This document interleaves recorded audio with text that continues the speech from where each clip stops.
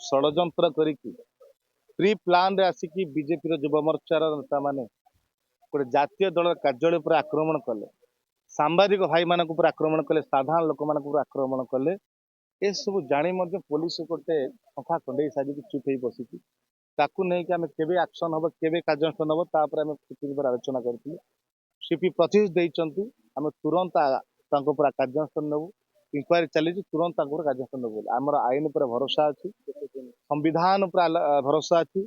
72 घंटा समय देइछन सीपी, 72 घंटा भितर कार्यानुष्ठान न हुए, एक्शन न नुहे, पुणी राज्यव्यापी आंदोलन हम शांतिपूर्ण भाव में आसिक आम दायीपत्र देछु।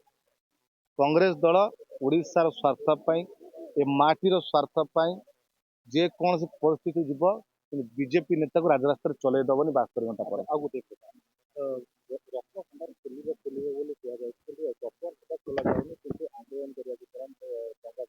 आठ तारीख समय देइचंती विभूति चाहूना।